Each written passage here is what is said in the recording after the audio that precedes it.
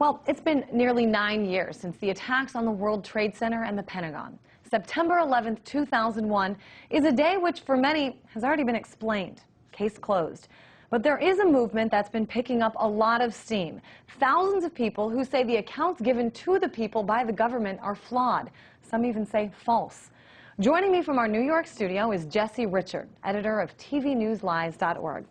Mr. Richard, the 9/11 Truth Movement, as it's called, once viewed simply as a conspiracy theory. Now we're seeing some changes in that perception. Talk a little bit about the evidence here that this movement is growing. Well, first of all, understand one interesting aspect about the movement. Throughout the entire term of the movement since 9/11, you've never really had a significant number of people who've looked at the evidence and questioned the official narrative, switch sides and go back to believing in the official narrative. All of the movement has been the other way. It's been people who believe the official story like I did, and have taken the time to examine the evidence that's supposed to back up the official story that says, hold on a second, this doesn't look so good. So clearly, it's not so much a matter of what people believe, it's whether people want to take the time and look at what they're being told. And we're seeing a lot of different people, as you mentioned, switch sides. And I want to talk about one man, Richard Gage. He's the founder of Architects and Engineers for 9/11 Truth. He's been asked now to speak at more than 100 different events. What do you think this is saying about this movement? Well, it's interesting because it brings the word credibility into play. And that's always been a hot subject, credibility, what makes someone credible. He has credentials that make people listen to him and respect his word. You don't need to be qualified in surgery to save someone's life. If someone who's completely unqualified in the health industry gives someone CPR, they save the life. If someone looks at evidence and says, hey, this doesn't look too good, you don't have to have credentials.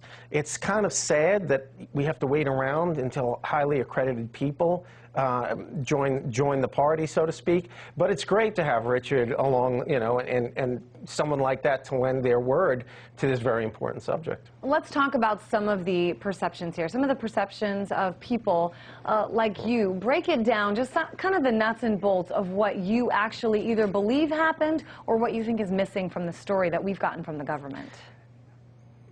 First of all, I think the closer you look at the official story, the more laughable it becomes. One of the most important aspects of this that you hear when people defend the official story is not so much the nuts and bolts, not so much the details, not so much the plethora of information that's out there.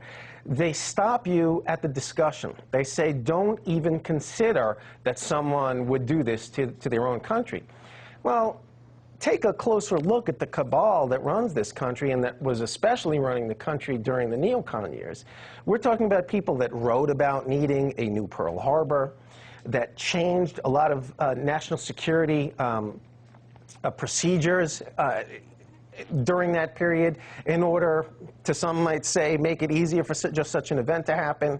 So when you have people that talked about the need for such an event, in charge of protecting us from such an event, during a period that we have the first such event in 60 years, where the number of things that had to go wrong with the security that was in place is beyond calculable.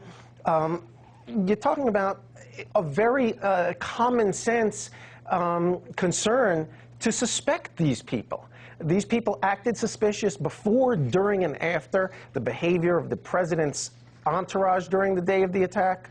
The fact that his entourage, when known the second plane was attacking, realized he was not in danger, so they didn't move him.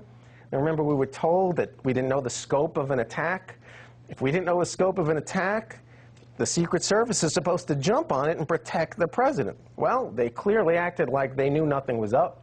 Then you have the behavior of the president and the vice president who didn't want an investigation, wouldn't go under oath for a interview, did it in private, only gave an hour for such an important event. Suspicious behavior, which would have warranted indictments under almost any other crime in the world. Now we have to indict evidence instead of the incredible behavior of the individuals involved. certainly a topic that looks like we'll be talking about for a long time to come. Jesse Richard with tvnewslies.org. Thank you so much.